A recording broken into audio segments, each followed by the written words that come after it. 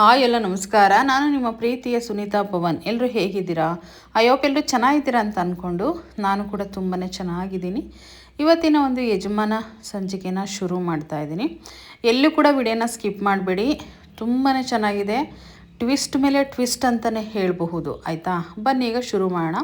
ಯಾರಿಗಾದ್ರೂ ಬಟ್ಟೆಗಳು ಬೇಕು, ಡ್ರೆಸ್ಸಸ್ಗಳು ಬೇಕು, ಕುರ್ತೀಸು, ಜ್ಯುವೆಲರ್ಸು ಈ ಥರ ಏನಾದರೂ ಬೇಕು ಅಂತಂದರೆ ಎಲ್ಲ ಲಿಂಕ್ಸು ಕೂಡ ಹಾಕಿರ್ತೀನಿ. ಫ್ಲಿಪ್ಕಾರ್ಟಿಂದು, ಮಿಂತ್ರದ್ದು ಮತ್ತು ಪರ್ಪಲ್ದು ಎಲ್ಲ ಹಾಕಿರ್ತೀನಿ. ಎಲ್ಲ ಆಫರ್ ನಡೀತಾ ಇದೆ ಯುಗಾದಿ ಹಬ್ಬದ ಪ್ರಯುಕ್ತ. ಹಾಗಾಗಿ ಎಲ್ಲರೂ ಕೂಡ ಪರ್ಚೇಸ್ ಮಾಡ್ಕೊಳ್ಳಿ. ಸೊ ಬನ್ನಿ ಈಗ ಶುರು ಮಾಡೋಣ. ಅದಕ್ಕೂ ಮುಂಚೆ ನನ್ನ ಚಾನಲ್ ಇನ್ನು ಯಾರೆಲ್ಲ ಸಬ್ಸ್ಕ್ರೈಬ್ ಮಾಡ್ಕೊಂಡಿಲ್ವೋ ಸಬ್ಸ್ಕ್ರೈಬ್ ಮಾಡಿಕೊಂಡು ವಿಡಿಯೋ ಇಷ್ಟ ಆದರೆ ಒಂದು ಲೈಕ್ ಮಾಡಿ. ತರುಣು ರಾಘು ಮಾತಾಡ್ತಾ ಇರ್ತಾರೆ. ತರುಣು ವಿಷಯನ ಹೇಳಬೇಕು ಅಂತ ಅಂದ್ಕೊಂಡಿರ್ತಾನೆ. ಅಂದರೆ ಸಂಗೀತನ ಇಷ್ಟಪಟ್ಟಿರೋದು. ಅವಳು ಕಿಟಕಿಲಿ ಓಡ್ತಾ ಇರ್ತಾಳೆ. ಕಿಟಕಿಲಿ ಓಡ್ಬೇಕಾದಾಗ ಏಳು ತರುಣ್ ಅಂತ ಸನ್ನೆ ಮಾಡ್ತಲೇ ಇರ್ತಾಳೆ. ಸೊ ಅವ್ನಿಗೆ ಹೇಳೋಕ್ಕೆ ಧೈರ್ಯನೇ ಬರ್ತಾರಲ್ಲ, ಅದು ಇದು ಅಂತ ಅಂತಲೇ ಇರ್ತಾನೆ. ಅದು ಇದು ಅನ್ನೋಷ್ಟರಲ್ಲೇ ಸಂಗೀತ ಅನ್ನೋದು ಬಂದ ತಕ್ಷಣ ರಾಘುಗೆ ಒಂದು ಫೋನ್ ಬಂದುಬಿಡುತ್ತೆ. ಫೋನ್ ರಿಸೀವ್ ಮಾಡ್ಕೊಂಡು ಹೊರಟೋಗ್ಬಿಡ್ತಾನೆ. ಸೊ ಇಲ್ಲಿ ಒಂದು ಕಡೆಯಿಂದ ಸಂಗೀತ ಅಣ್ಣನ ಜೊತೆಗೆ ಹೇಗೋ ಹೋಗಿದ್ದಾನಲ್ವಾ, ಹೇಳ್ತಾನೆ ಬಿಡು ಅಂತ ಅಂದ್ಕೊಂಡು ಅವಳು ಧೈರ್ಯವಾಗಿರ್ತಾಳೆ. ಸೊ ಇಲ್ಲೇ ಟ್ವಿಸ್ಟ್ ಇರೋದು. ಈಗ ಮನೆಯವರೆಲ್ಲ ಇಲ್ಲಿ ಝಾನ್ಸಿನ ಆಫೀಸಿಗೆ ಕಳಿಸ್ಬೇಕು, ಝಾನ್ಸಿ ರಾಣಿ ಲಕ್ಷ್ಮಿಯಾಗಿ ಬಾಯಿ ನೋಡಬೇಕು ನಾವು ನನ್ನ ಸೊಸೆನ ಅನ್ನೋದು ಮನೆಯವರಿಗೆಲ್ಲ ಆಸೆ ಇರುತ್ತೆ. ನೋಡಮ್ಮ, ನೀನು ಆಫೀಸ್ಗೆ ಹೋಗು, ಏನಾದ್ರು ಕೆಲಸ ಇದ್ದರೆ ನಾನು ಕೂಡ ಬರ್ತೀನಿ, ಗಣಪತಿ ನಾನು ಬಂದು ನಿನಗೆ ಹೆಲ್ಪ್ ಮಾಡ್ತೀನಿ ಅಂತ ಕೂಡ ಹೇಳ್ತಾರೆ.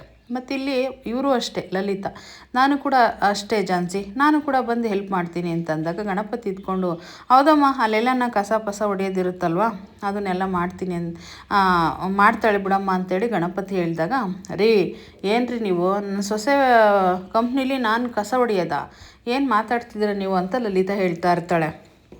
ಇನ್ನು ಅಷ್ಟರಲ್ಲಿ ಆಯಿತು ಬಿಡಮ್ಮ, ನೀನು ಕಂಪ್ನಿಗೆ ಹೋಗ್ತೀಯಲ್ವಾ, ಇವಳು ಮನೆ ಜವಾಬ್ದಾರಿನೆಲ್ಲ ನೀಸ್ತಾಳೆ ಬಿಡು ಅಂತ ಹೇಳ್ಬಿಟ್ಟು ಹೇಳಿದಾಗ ಲಲಿತಾ ಕೂಡ ಹಾಗೆ ಹೇಳ್ತಾಳೆ, ಹೌದು ನೀನು ಕಂಪ್ನಿಗೆ ಹೋಗು ತುಳಸಿ, ನನ್ನ ಮನೆ ಜವಾಬ್ದಾರಿನ ನಿಭಾಯಿಸ್ಕೋತೀನಿ ಅಂತ ಕೂಡ ಲಲಿತಾ ಹೇಳ್ತಾರೆ. ಅವಳಿಗೆ ಮಾತಾಡೋಕ್ಕೆ ಅವಕಾಶ ಕೊಡ್ತಾರಲ್ಲ, ಅಷ್ಟೊಂದೆಲ್ಲ ಹೇಳ್ತಾ ಇರ್ತಾರೆ. ನೀನು ಬೆಳಗ್ಗೆ ಎದ್ದಾಳಬೇಕು, ಎದ್ದ ತಕ್ಷಣ ಬೆಡ್ ಕಾಫಿ ತಂದು ಕೊಡ್ತೀವಿ, ಕುಡಿಬೇಕು, ಆಫೀಸಿಗೆ ರೆಡಿ ಆಗಬೇಕು, ಆಫೀಸ್ಗೆ ಹೋಗಬೇಕು, ಅದನ್ನೆಲ್ಲ ನಿಭಾಯಿಸ್ಕೊಂಡು ಬರಬೇಕು ಅಂತ ಈ ರೀತಿ ಹೇಳ್ತಾನೆ ಇರ್ತಾಳೆ. ಮತ್ತು ಇಲ್ಲಿ ಮಂಜುಳವರು ಕೂಡ ಅಷ್ಟೇ, ಹೌದು ಝಾನ್ಸಿ ನೀನು ತುಂಬ ಚೆನ್ನಾಗಿರಬೇಕು, ನೀನು ಈ ಮನೆ ಸೊಸೆ ಅನ್ನೋದಕ್ಕಿಂತ ಒಂದು ಕಂಪ್ನಿ MD ಅನ್ನೋದು ಮಾತ್ರ ಮರಿಬೇಡ ಅಂತ ಕೂಡ ಹೇಳ್ತಾರೆ. ಹಾಗೆ ಹೇಳಿದ ತಕ್ಷಣ ಝಾನ್ಸಿ ಹೇಳೋಕ್ಕೆ ಅವಕಾಶ ಕೊಡಲ್ಲ. ನಾನು ಹೇಳೋದು ಒಂದು ನಿಮಿಷ ಕೇಳಿಸ್ಕೊಳ್ಳಿ ಅಂತ ಹೇಳ್ತಲೇ ಇರ್ತಾಳೆ. ಆದರೆ ಅಲ್ಲಿ ಕೇಳಿಸ್ಕೊಳೋಕ್ಕೆ ಯಾರು ರೆಡಿ ಇರೋಲ್ಲ. ಅವಾಗ ಫೈನಲಿ ಹೇಳ್ತಾಳೆ, ಒಂದು ನಿಮಿಷ ವೆಯ್ಟ್ ಮಾಡಿ, ನಾನೇನು ಹೇಳಬೇಕು ಅಂತ ಹೇಳ್ಬಿಟ್ಟು. ಸೊ ಅಷ್ಟರಲ್ಲೇ ನೋಡಿ, ಆಸ್ತಿ ಬೇಡ ಅಂಥೇಳಿ ತಾತನಿಗೆ ಬಿಟ್ಕೊಟ್ಟು ಬಂದಿದ್ದೀನಿ. ಏನು ಗೊತ್ತಾ, ಆ ಆಸ್ತಿಗೂ ನನಗೂ ಏನೂ ಸಂಬಂಧ ಇಲ್ಲ. ಆ ಆಸ್ತಿಯಿಂದನೇ ಇಷ್ಟೆಲ್ಲ ಆಗಿದ್ದು. ದುಡ್ಡು ಇರಬೇಕು ಮನುಷ್ಯನಿಗೆ ಬದುಕೋಕ್ಕೆ, ಎಷ್ಟು ಬೇಕು ಅಷ್ಟು ಲಿಮಿಟ್ ಇರಬೇಕು. ದುಡ್ಡು ಜಾಸ್ತಿ ಇದ್ದರೆ ದುರಾಸೆ ಜಾಸ್ತಿ ಆಗಿಬಿಟ್ಟು ಸಂಬಂಧಗಳಿಗೆ ಬೆಲೆ ಇಲ್ದಂಗೆ ಆಗೋಗುತ್ತೆ. ಬರೀ ಕೆಲಸ ಅಂದ್ಕೊಂಡು 2 ನಿಮಿಷ ಸಂಬಂಧಗಳು ಕೂತ್ಕೊಂಡು ಮಾತಾಡೋಕ್ಕೆ ಆಗೋದಿಲ್ಲ. ಊಟ ಮಾಡೋಕ್ಕೆ ಮಾತ್ರ, ತಿನ್ನೋಕ್ಕೆ ಮಾತ್ರ ದುಡ್ಡು ಬೇಕಷ್ಟೇ. ಬೇರೆದಕ್ಕೆಲ್ಲ ಅಷ್ಟೊಂದು ಆಸೆ ಪಡೋಕ್ಕೆ ಹೋಗಿ ನಾವು ನೆಮ್ಮದಿಗಳನ್ನ ನಾವೇ ಹಾಳು ಮಾಡ್ಕೋತಾ ಇದ್ವಿ. ಬೆಳಗ್ಗೆ ಎದ್ದ ತಕ್ಷಣ ಡ್ಯೂಟಿಗೆ ಹೋಗಬೇಕು, 2 ನಿಮಿಷ ಕೂತ್ಕೊಳ್ಳೋಕ್ಕಾಗ್ತಿಲ್ಲ. ಅದೇ ನೋಡಿ, ನಿಮ್ಮ ಮನೇಲಿ ಎಷ್ಟು ಸಂತೋಷ ಇದೆ.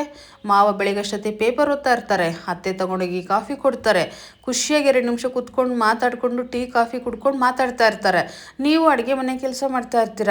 ಮತ್ತು ರಾಘು ಎಷ್ಟು ಚೆನ್ನಾಗಿ ಟಿಫನ್ ಮಾಡಿಕೊಂಡು ಜೊತೆ ಕೂತ್ಕೊಂಡು ಎಲ್ಲರ ಜೊತೆ ಟೈಮ್ ಸ್ಪೆಂಡ್ ಮಾಡ್ತಾನೆ. ನಮ್ಮ ಒಂದು ದುಡ್ಡಿರೋರ ಹತ್ರ ಆ ಥರ ಆಗೋಕ್ಕೆ ಸಾಧ್ಯನಾ? ಓಡ್ತಾ ಇರಬೇಕು, ಜೊತೆ ಕೂತ್ಕೊಳಂಗಿಲ್ಲ, ಊಟ ಮಾಡೋಂಗಿಲ್ಲ, ಕಾಫಿ ಕುಡಿಯೋಂಗಿಲ್ಲ. ಆಯ್ತಾ, ತಟ್ಟೆಗೆ ಹಾಕ್ಕೊಂಡಿಯಾ, ತಿಂದ ಹೋದ ಅಷ್ಟೇ. ಎಷ್ಟು ಟೈಮು ಶೂ ಹಾಕೊಳ್ಳೋಕ್ಕೆ ಟೈಮ್ ಇರೋಲ್ಲ. ಬಸ್ ಮಿಸ್ ಆಗುತ್ತೆ ಅನ್ನೋ ಒಂದು ಟೆನ್ಷನ್ನು, ಕಾರ್ನವ್ರು ಬಂದು ನಿಂತಿದ್ದಾರೆ ಅನ್ನೋದೊಂದು ಟೆನ್ಷನ್ನು. ಈ ಥರ ದುಡ್ಡಿರೋರಿಗೆ, ಕಂಪ್ನಿರೋರಿಗೆ ಬರೀ ಟೆನ್ಷನ್ನೇ ಆಗಲಿ, ನೆಮ್ಮದಿ ಅಂತ ಇರೋಕ್ಕೆ ಸಾಧ್ಯನೇ ಇಲ್ಲ. ನಾನು ಈ ಮನೇಲಿ ಇದನ್ನೆಲ್ಲ ಕಲ್ತಿರೋದು. ನೀವೆಲ್ಲ ನೆಮ್ಮದಿಗಿರೋದು ನೋಡಿ ನನಗೆ ಈ ಮನೇಲೇ ಬದುಕಿ ಏನೂ ಬೇಡ, ನನಗೆ ಈ ಮನೆ ಪ್ರೀತಿ ಸಾಕು ಅಂತೇಳಿ ಎಲ್ಲ ಬಿಟ್ಟು ಬಂದಿದ್ದೀನಿ. ನಮ್ಮ ತಾತ ಆ ವಾಸ್ತಿ ಏನು ಬೇಕಾದರೂ ಮಾಡ್ಕೋಬೋದು, ನಾನೇ ಅನಾಥಾಶ್ರಮಕ್ಕೆ ಕೊಟ್ಬಿಡ್ರಿ ಅಂತ ಕೂಡ ಹೇಳ್ಬಿಟ್ಟಿದ್ದೀನಿ. ಆ ವಾಸ್ತಿನ ನನಗೆ ಬೇಡ ಅಂತ ಕೂಡ ಹೇಳಿದ್ದೀನಿ ಅಂತೇಳಿ ಝಾನ್ಸಿ ಹೇಳ್ತಾಳೆ. ನಿಜವಾಗೂ ಇದ್ರ ಅರ್ಥ ಏನು ಗೊತ್ತಾ, ನನ್ನ ಮನಸ್ಫೂರ್ತಿ ಮಾತು ಹೇಳ್ತಾ ಇದ್ದೀನಿ. ಇದರಲ್ಲಿ ಒಂದು ಕಡೆ ನಿಜ ಅಂತ ಅನಿಸುತ್ತೆ. ಯಾಕೆ ಅಂತಂದರೆ ನಾವು ದುಡ್ಡು ಅಂತ ಹೋರಾಡಿಕೊಂಡು ಯಾವಾಗ್ಲೂ ಒಂದು 5 ನಿಮಿಷ ರೆಸ್ಟ್ ಇಲ್ದಂಗೆ ದುಡಿ ಅಂತ ಅಂದ್ಕೊಂಡ್ರೆ ಸಂಬಂಧಗಳು ಪ್ರೀತಿನೇ ಸಿಗಲ್ವಲ್ಲ. ಸೊ ಎಷ್ಟು ಬೇಕಷ್ಟು ಲಿಮಿಟ್, ನಮಗೆ ಎಷ್ಟು ಬೇಕಷ್ಟು ಲಿಮಿಟ್ ದುಡ್ಡು ಇಟ್ಕೊಂಡು ಜೀವನ ಮಾಡೋದ್ರಿಂದ, ಯಾವ ಆಸೆ ಆಕಾಂಕ್ಷೆಗಳು ಇಟ್ಕೊಳ್ಳೋದ್ರಿಂದ ನೆಮ್ಮದಿಗೂ ಇರ್ಬೋದು ಅನ್ನೋದು ನನ್ನದೊಂದು ಪ್ಲಸ್ ಪಾಯಿಂಟು. ಸೊ ಇದನ್ನೆಲ್ಲ ಅರ್ಥ ಮಾಡಿಸ್ತಾರೆ. ಸೊ ಮನುಷ್ಯನಿಗೆ ದುಡ್ಡಿದ್ರೇ ಬದುಕೋಕ್ಕಾಗೋದು, ಅದು ಒಂದು ಕಡೆ ನಿಜನೇ. ಒಂದು ಕಡೆ ದುಡ್ಡಿಲ್ಲ ಅಂದರೂ ಕೂಡ ಭಾಳ ಜನ ಪ್ರೀತಿಯಿಂದನೇ ಬದುಕ್ತಾರೆ. ಇದರಲ್ಲಿ ನಿಮಗೆ ಯಾವುದು ನಿಜ ಅನಿಸುತ್ತೋ ನನಗೆ ಕಮೆಂಟ್ ಮಾಡಿ ಆಯಿತಾ. ದುಡ್ಡಿದ್ದರೆ ಒಳ್ಳೇದೋ, ದುಡ್ಡಿಲ್ಲ ಅಂತಂದ್ರೇ ಒಳ್ಳೇದೋ, ದುಡ್ಡಿದ್ರೆ ನೆಮ್ಮದಿ ಸಿಗುತ್ತಾ ಇಲ್ವಾ ಅನ್ನೋದು ನನಗೆ ಕಮೆಂಟ್ ಮಾಡಿ. ಸೊ ಅದೆಲ್ಲ ಹೇಳಿ ಅರ್ಥ ಮಾಡಿಸ್ತಾಳೆ. ಆಗ ಗಣಪತಿ ಇದ್ಕೊಂಡು ಅಯ್ಯೋ ನಾವು ಎಷ್ಟೊಂದು ಆಸೆಗಿದ್ವಿ, ಇದೆಲ್ಲ ನಿರಾಸೆ ಆಯ್ತಲ್ಲ ಅಂತ ತುಂಬ ಬೇಜಾರು ಮಾಡ್ಕೊಂಡು ಹೋಗ್ತಾರೆ. ಸೊ ಇಲ್ಲಿ ಒಂದು ಕಡೆನ ಝಾನ್ಸಿನೂ ಒಂದು ಕಡೆ ಇವಳ ಕರ್ಕೊಂಡು ಒಂದು ರೂಮಿಗೆ ಬರ್ತಾಳೆ. ಮಂಜುಳಾ ಯಾರನ್ನೂ ಸಂಗೀತನ ಕರ್ಕೊಂಡು ಬಂದು ಝಾನ್ಸಿ ನೀನು ನಮ್ಮ ಪ್ರಾಬ್ಲಮ್ ಎಲ್ಲ ಕ್ಲಿಯರ್ ಮಾಡ್ತೀಯಾ, ಹೆಂಗೋ ನೀನು ಕಂಪ್ನಿ ನಡೆಸ್ತಾ ಇದೆಯಾ, ಎಲ್ಲ ತಂದುಬಿಟ್ಟು ಕ್ಲಿಯರ್ ಮಾಡ್ತೀಯ ಅಂತ ಅಂದ್ಕೊಂಡಿದ್ದೆ. ಆದರೆ 10 ನಿಮಿಷದ ಮುಂಚೆ ಈಗ ಬಂದು ನೀನು ಅರ್ಥ ಮಾಡಿಸ್ದಲ್ಲ, ಅದೆಲ್ಲ ಸರಿ ಹೋಯ್ತು ಬಿಡಮ್ಮ, ಈಗ ಅದ್ರ ಬಗ್ಗೆ ಬೇಡ, ಈಗ ಇನ್ನೊಂದು ಜವಾಬ್ದಾರಿ ನಿನಗೆ ಕೊಡ್ತಾಯಿದ್ದೀನಿ. ಈ ಮನೆ ಸೊಸೆಯಾಗಿ ನೀನು ರಾಗುಗೆ ನಾವು ಕೂಡ ಜಾಸ್ತಿ ಭಾರನ ವಹಿಸೋಕ್ಕಾಗೋದಿಲ್ಲ, ಅದರಲ್ಲಿ ನಾವು ಕೂಡ ತಗೊತೀವಿ. ನಾನು ಒಂದು ಎತ್ತು ತಾಯಿಯಾಗಿ ಹೆಣ್ಮಕ್ಕಳ ನಾನು ಕೂಡ ಒಂದು ಸ್ವಲ್ಪ ಜವಾಬ್ದಾರಿನ ತಗೋಬೇಕು. ಆದರೆ ಇದರಲ್ಲಿ ನಿಂದು ಜವಾಬ್ದಾರಿ ಇರಬೇಕು ಅಂತ ಹೇಳಿ ಅದೇನು ಹೇಳಿಯತ್ತೆ ಅಂತ ಕೇಳ್ತಾ ಇರ್ತಾಳೆ.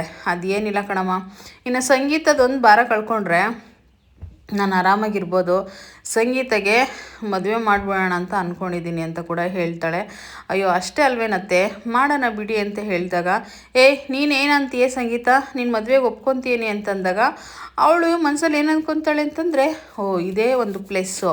ಯಾಕೆಂದರೆ ಈಗ ತರುಣ್ ಬೇರೆ ಅಲ್ಲಿ ಹೇಳಕ್ಕೆ ಹೋಗಿದ್ದಾನೆ ಅಣ್ಣನ ಜೊತೆಗೆ, ಇಲ್ಲಿ ಅಮ್ಮ ಬೇರೆ ಈ ರೀತಿ ಕೇಳ್ತಾ ಇದ್ದಾರೆ. ಈ ಟೈಮಲ್ಲಿ ನಾನು ಹೇಗಾದರೂ ಮಾಡಿ ಹ್ಞೂ ಅಂತ ಒಪ್ಕೊಬಿಡೋಣ, ಆವಾಗ ಆರಾಮಾಗೆ ತರುಣ್ಗೆ ಕೊಟ್ಟು ಮದುವೆ ಮಾಡ್ತಾರಂತ ಅಂದ್ಕೊಂಡು ಅವಳ ಮನಸ್ಸಲ್ಲಿ.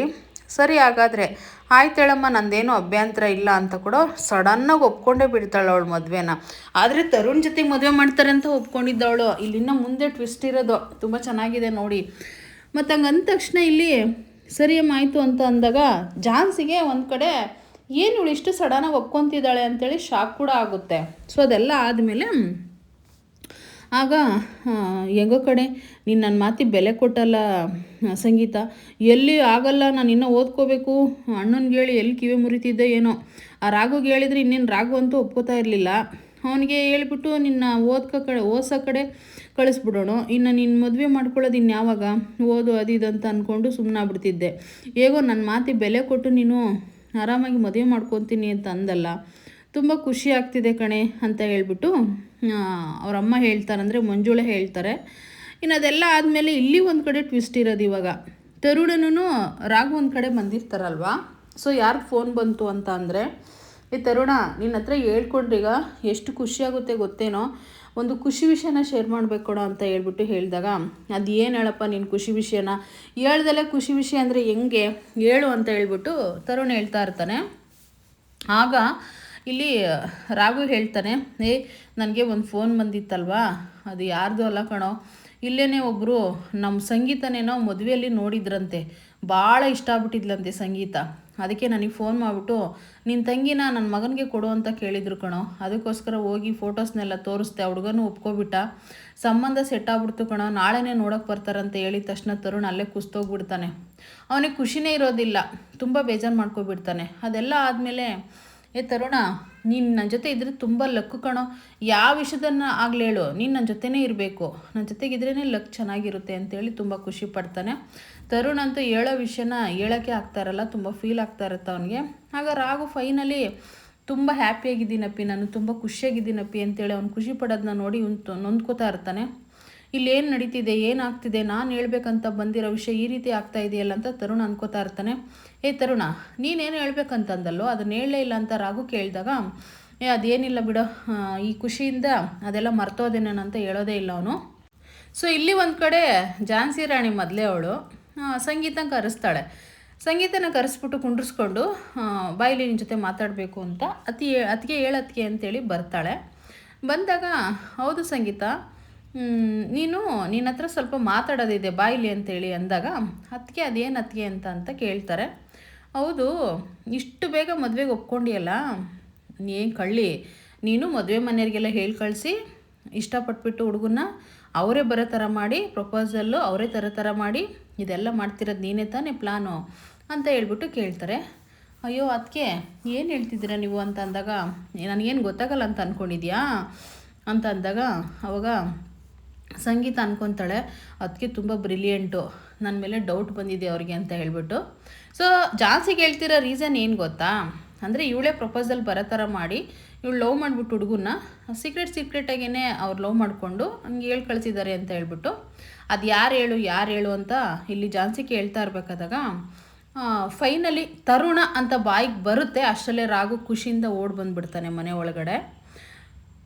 ಇನ್ನು ಮನೆಯವರಿಗೆಲ್ಲ ವಿಷಯನ ಹೇಳ್ಬೇಕಂತಲೇ ಓಡಿ ಬಂದುಬಿಡ್ತಾನೆ. ಅಲ್ಲಿಗೆ ಸಂಗೀತ ಹೇಳೋಕ್ಕೆ ಆಗಲ್ಲ. ಇಲ್ಲಿ ಏನು ಮಿಸ್ಟೇಕ್ ಆಯಿತು ಅಂತಂದರೆ, ಸಂಗೀತನ ಜಾನ್ಸಿ ಕೇಳಿದ್ಲು, ಅವಳು ಹೇಳೋಕ್ಕೆ ರೆಡಿಯಾಗಿದ್ಲು. ಸೊ ಆದರೆ ಅಷ್ಟರಲ್ಲೇ ಇಲ್ಲಿ ರಾಘುನೂ ತರುಣ್ ಬಂದೇ ಬಿಟ್ಟರು. ಆವಾಗ ಜಾನ್ಸಿಗೆ ಏನು ಅನಿಸುತ್ತೆ ಅಂತಂದರೆ, ಅವಳು ಹೇಳಕ್ಕೆ ಬಂದಿರೋ ವಿಷಯ ಅಲ್ಲಿ ಸ್ಟಾಪ್ ಆಗೋಯ್ತು. ಇಲ್ಲಿ ಸಂಗೀತ ಏನು ಅಂದ್ಕೋತಾಳೆ ಅಂತಂದರೆ, ಹಾಗಾದರೆ ತರುಣ ಎಲ್ಲ ಹೇಳಿದ್ದಾನೆ ಯಾರಿಗೆ, ರಾಘುಗೆ. ಸೊ ಇವಾಗ ಅದೇ ಮದುವೆಯ ಪ್ರಸ್ತಾಪ ಮಾಡ್ತಾ ಇರೋದಿಲ್ಲಿ ಅಂತ ಅವಳು ಖುಷಿ ಪಡ್ತಾ ಇರ್ತಾಳೆ. ಆದರೆ ಇಲ್ಲೆಲ್ಲ ಮಿಸ್ಟೇಕ್ ಹೊಡ್ತಿರುತ್ತೆ. ಸೊ ಇದೆಲ್ಲ ನಾಳೆ ನೋಡಬೇಕು, ನಾಳೆ ಕ್ಲಿಯರ್ ಆಗುತ್ತೆ. ಇನ್ಮೇಲೆ ಇವಾಗ ಸಂಗೀತ ಮದುವೆದೇ ಒಂದು ಟ್ವಿಸ್ಟ್ ಅಂತಲೇ ಹೇಳ್ಬೋದು.